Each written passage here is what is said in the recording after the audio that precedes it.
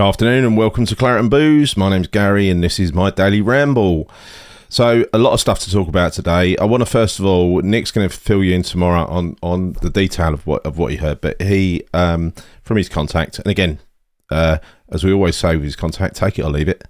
But I'm just going to share a couple of snippets with you on the latest on the David Moyes situation and what I think of it. Then we'll talk about Aguerd. It seems that Moyes is losing patience with him at last. And maybe with Soucek as well. So I'm going to touch on that.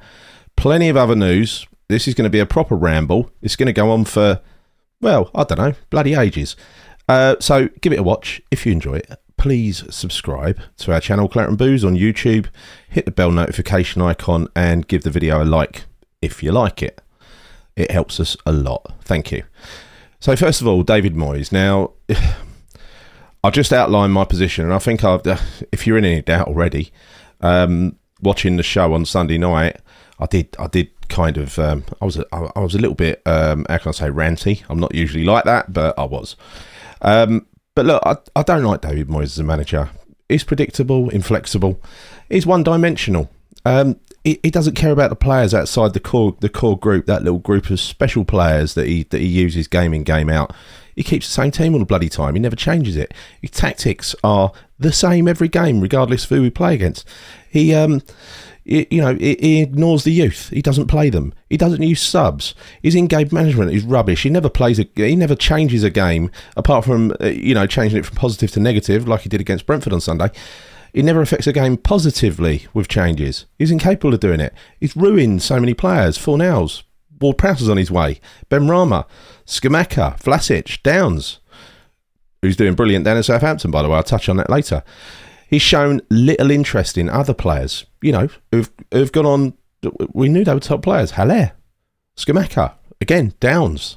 Again, he's, this for me can't be overlooked, right? It can't be overlooked. And he's shown too much interest, way too much interest in using his favourites, Soucek, Antonio, Danny Ings. My God, Danny Ings. He's delayed using or refused to use players bought by someone else, especially Tim Stein. Mavropanos had to wait until a Zuma injury to get a run out in the Premier League, even though Aguerd has been absolutely rubbish for ages. Kudos had to wait ages to get a Premier League start, and he reluctantly put him in. But the good thing about Kudos is, once he's in, he ain't going anywhere, is he? Alvarez, he got on, if you remember, from the bench. He wasn't a starter. Whereas, he brings in his boy, James Ward-Prowse, straight in the team. So, he uses the left side as like a storage place for flair players, right? Benrahma, Vlasic, Fornals, Paqueta. Even Paqueta, literally the only, well, maybe Kudus will be soon, but literally the only world-class player we've got. Stores him on the left. And I expect him to be back on the left next week, right, by the way. He always has to have his set-piece specialist on the pitch, even if the rest of their game is ineffective. Cresswell. He played long after he was supposed to. And JWP this year as well. He's literally, what he's got him playing as a CDM is ruining him, but he's on the pitch to take free kicks and corners. It doesn't make sense to me. It never has done. And we started the season well. But from game one, we saw Moyes ball. We saw Moyes ball in action as we went 1-0 up. Really should have beaten Bournemouth because they're terrible. But we didn't. We nearly ended up losing that game because we went 1-0 up and just sat back. We did the same next week against Chelsea, where we got a massive slice of luck when they missed a penalty. And we went on to win that game. Brilliant, right? Last week against Arsenal, we got some respite from the misery. And this season has been misery for me. I know it has for Nick, but it definitely has been for me as well. So much so that I didn't even go to Arsenal. Fucking picked a good game not to go to there, didn't I? But I think if you watch back me and Nick's video after that, we were gushing with praise about what he'd done. Moyes, the donkey came off of Moyes. He got, I think, a 9 out of 10 or an 8, something like that. We're not that petty that we won't give him credit when he does what we want him to do. And it wasn't just about beating Arsenal either. It was about the performance. Normal business was resumed this weekend. You know, we tried to defend a lead and we got rumped. And even if Antonio's goal had gone in, all right, it might have been a bit harder, but be under no illusions. 3-1 down, coming out at half time, Brentford would have come out in exactly the same mood as they came out 2-1 down. Right, that is what they're like. So this is the news, and after the Brentford game, and this comes from Nick's source, so choose to believe it or not believe it, he was invited to a meeting, and he was told that his contract is not going to be extended at the end of the season.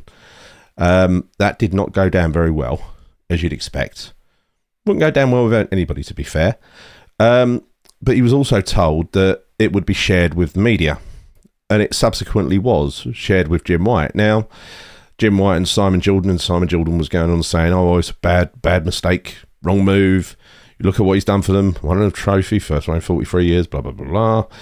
And Martin O'Neill was also quoted as he blamed the fans to say, oh, we were waiting for a lapse in form before we started asking for the manager to go.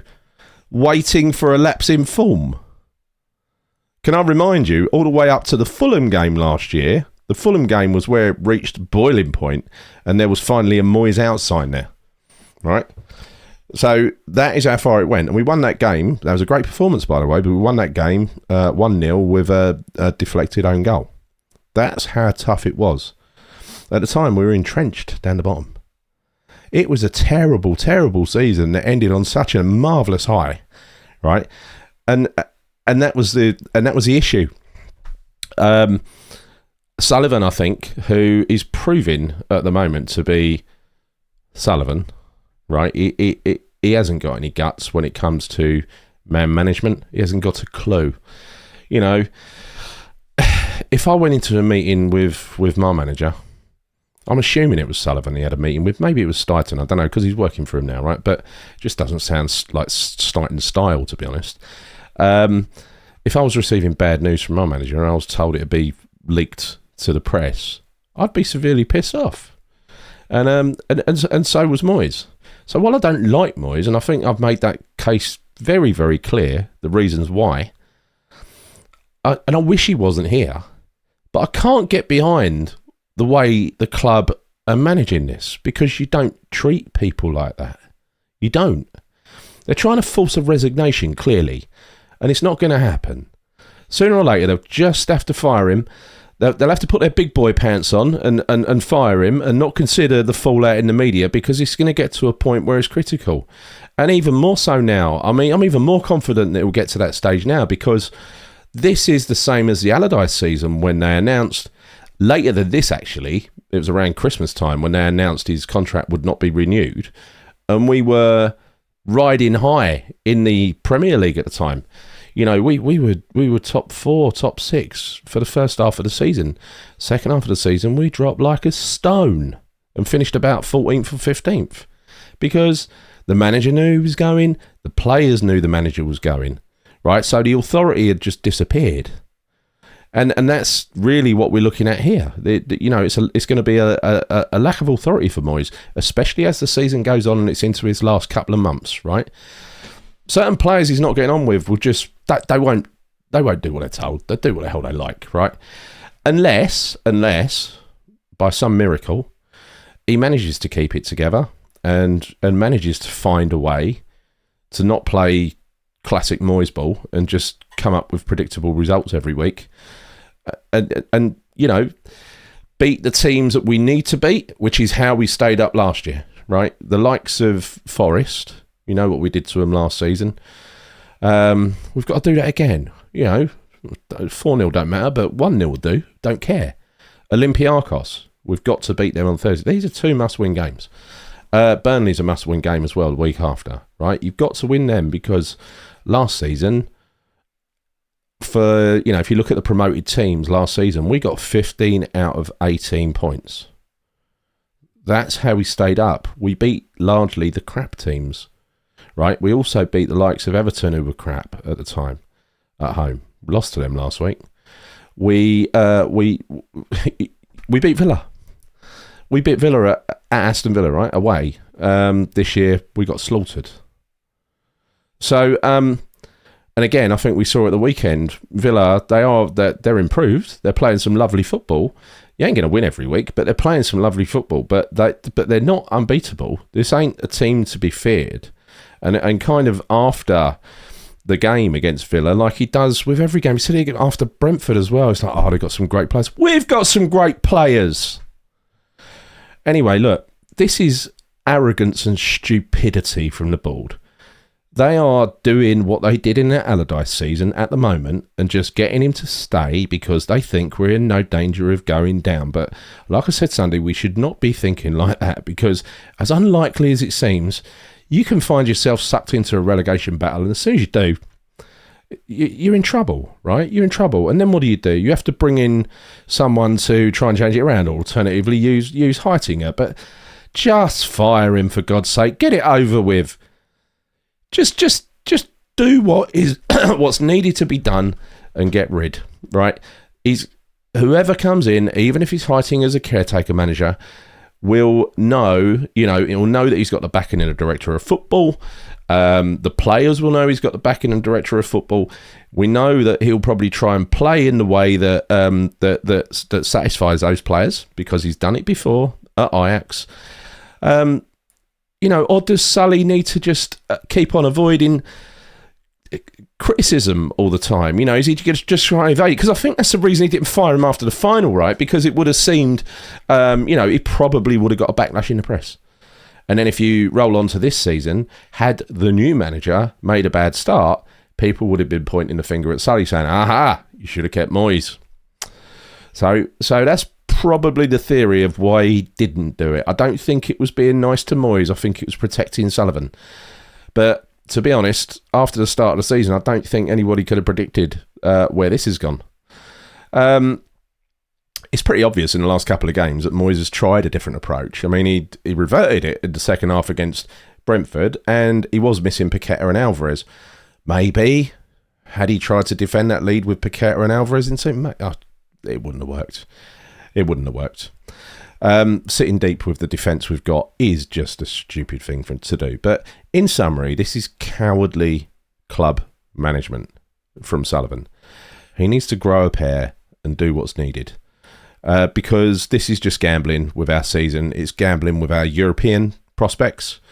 And as everyone has said on every channel, if we're not in Europe next year, wave bye-bye to Kudus. Wave bye-bye to Paqueta. Right, and maybe even Bowen as well. Yes, I know he signed a 7-year deal. That just inflates his value, right? Stein himself apparently has a list of candidates. Now, I don't know who those candidates are, but, are they only available at the end of the season or something like that? I don't know. But, we're hoping it's Alonso. Could be Potter, although somehow I doubt that. I don't think that's a possibility. Just because he fitted in really well with Brighton when they were in a state of they weren't in a state of development, if you see what I mean. They had all of the back end infrastructure there, all of the coaches, they knew exactly what to do. He worked well with that machine. If you plug Potter into West Ham, we don't really have that machine because all you've got is David Moyes and his backroom staff at the moment. There's a load of other... It needs reorganisation at the back end before you plug someone like Potter in. That is what I'm trying to say. So it needs to be somebody who, to my mind, is a bit more capable than Potter. And I think he showed at Chelsea, what he can do with a group of highly talented footballers, and it wasn't very much, was it? He was used to managing the players before they became big names. So he managed them at Brighton, then Brighton sold them and bought in the next lot, right? So I'm not impressed with Potter. I wouldn't be impressed. But having said that, if he came in, I'd take him tomorrow. And Heitinger, I'm sure he would grasp the nettle, take it with both hands. I'm sure he would love to be a coach, a European coach, rather than a manager. And it would be his big chance in the Premier League where he's played. But I think this latest development just signals the end. It signals the end for David Moyes. It won't be long. It won't take more than a few games, in my opinion.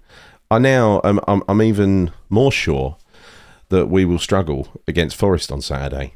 Now, that's a game, like I said, last season, we would have won that game and the one the following week against Burnley, because they were the games that kept our head above water. If you don't win those games, you suddenly start sinking. So there's massive pressure on the weekend now. So what will Moyes do? He knows he's gone in the summer. So does he just continue doing what he's tried to do in the last couple of games, clearly, and that is try to attack and play a more attacking formation? Or, does he try to prove that he's the man? Has he gone home and thought about this and thought, I'll show him. I can do that, because he clearly can. He did it against Arsenal. It's exactly the right selection, formation, tactics. He can do it. He does that in the locker. So does he go for that again? Does he go balls out, or does he revert to, pure Moyes ball, the purest form of Moyes ball? I don't know. It's anyone's guess. Who knows what's going to come up this weekend? But anyway, a couple of contributing factors. Aguerd. Every time he makes a mistake, he costs us a goal. And yes, I know he's a good player who probably looked good in a better team. And he did look good against Arsenal because we were going forward. He played that beautiful ball to Mohamed Kudus. Lovely ball to Mohamed Kudus. That's the kind of thing that he likes doing, right? He likes bringing the ball out of defence. He loves getting up the pitch. What he doesn't like doing is sitting doing back to the walls defending, because he just gets caught out. He panics. He does the wrong thing. The goal, that Soucek conceded on Saturday was a series of mistakes, including Aguerd, right? And then there was one from a corner. It was Aguerd who needlessly gave the corner away. It shouldn't have been a corner. It should have gone out into touch. Look, we would have lost anyway, but whatever. Apparently, Moyes, he's lost his patience with him. Unacceptable defending. It's taken long enough, but I hope that's the case. I hope we don't see Aguerd start in the Premier League on Sunday. I think the biggest clue will be if he starts against Olympiacos on Thursday. Also, Thomas Soucek. Now, again, we've been wondering why Soucek's in the team. He did have some early season form where he was all right. To my mind, Soucek can do one thing, and that's just be a blocker. He can be a blocker, and he can crash into the penalty area and try and nick a goal. But no way is he a number 10. Now, if you watch the commentary of the last European game with the preamble from Joey Cole, I actually called it out in a previous Sunday show and said, Soucek's our number 10. And people kind of laughed at me, but Joey Cole said, he actually used those words for him. He said he's been playing a kind of number 10 role for West Ham. So there you go. My view was vindicated. But there's no way he should be playing that role. No way on this earth. He's in there because he's a tall bloke who gets his head on a lot of stuff. But as we've seen the service from James Ward-Prowse deteriorate, he's not getting his head on anything, right? So if you take that away from his game, like nicking a few goals, I think there's a couple he scored early in the season. If you take that away from his game, there's very little to attract you to Thomas Soucek. Against a football playing side, he will look like a fish out of water. He'll be like a traffic cone. You pass the ball around him. That's what happened against Brentford. That's what happened against Villa as well. He was just a static object to be passed around. He can't cope under pressure. We know that. He's basically there as a guy who he can break up play and he can block things. Covers a lot of ground, does a lot of work. Don't ask him to do anything intelligent. So when you got a choice between putting Paqueta there in the middle or Thomas Soucek, and you choose Soucek, there's something wrong with that picture, right? Talking of CDMs, I'll tell you who we really could have done with the other day to come in for Alvarez. Flynn Downs. I hear you say, Flynn Downs is not up to Premier League quality. Well, where did you get that perception from, right? Because you never saw him play CDM in the Premier League. So how would you know? How would you know? You've come to that conclusion because that is literally what David Moyes, that's the route he took him down. He started off, he made his debut in Europe and he played in a CDM a couple of times, got man of the match, consecutive games. Then in the Premier League, if you remember, he found himself playing on the right wing. And then as a number 10, like the Thomas Soucek role. And he looked like a fish out of water. It wasn't good. It wasn't good. So a couple of brilliant performances, man of the match. Followed by a couple of out of position, dismal performances, and no more opportunities. He's never played in the Premier League as CDM, right? Never. This is a guy who was fucking loved at his previous clubs. Southampton love him as well, right? Southampton, they can judge a good midfielder, right? You're going to sneer and say, oh, that's his championship level. He's found his level. No, he didn't have his chance at West Ham. So why do we deny Flynn Downs, a West Ham supporter, a proper chance? He'll come back post Moyes, and I reckon Flynn Downs will end up being a star for us because he's good at doing what Alvarez is good at doing. Sitting there in front of the back four, breaking up play. That is what he's there for. Doesn't, you know, he hardly gets in his normal game. He hardly gets past the halfway line. We needed him at the weekend, but we didn't have him, did we? We gave him away because we had to do it as part of that deal to get Ward-Prowse. Right. Talking of Ward-Prowse again, we have Ward-Prowse because David Moyes turned down Fofana after Fofana ruined Arsenal at the Emirates. He went to see him and basically his conclusion was, no, I'm not sure about him. That was the start of this spat between Moyes and Stein. Now, I'm glad Stein's come out the winner because that's the way forward. That's the way forward without a shadow of a doubt in my mind. But the lack of judgment and it doesn't matter had Fofana could have done anything that night. I mean, he pretty much did. But he could have done anything that night. He could have scored a double hat-trick. And Moyes still would have gone for Ward-Prowse because he wanted his boys. Bad.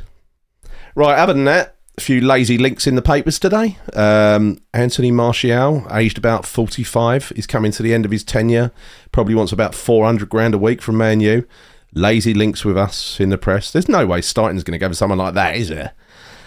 And secondly, the other lazy link is, this is interesting actually, Youssef En-Nesyri has been told by Seville, we want you to leave in January. You can go find yourself another club.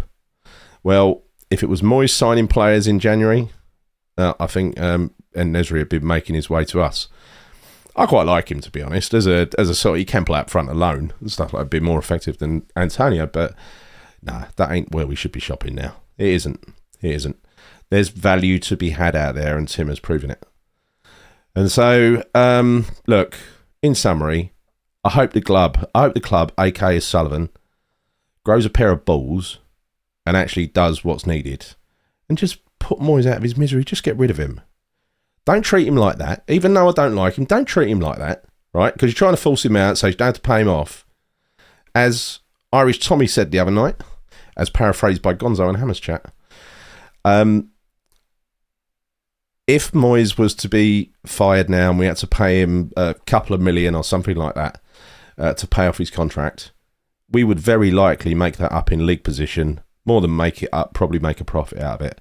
So this is personal between Sullivan and Moyes. Sullivan doesn't want to pay him the money. It's a point of principle. There's no room for that crap in running a professional football club. If there's a problem, solve the problem. So Sullivan, big boy pants, come on, sort it out. Anyway, that is all from me. That is my ramble, and that was one hell of a ramble, wasn't it? How many minutes have I done? Bloody hell, 23 minutes. It's almost a Sunday night show. I hope you enjoyed it.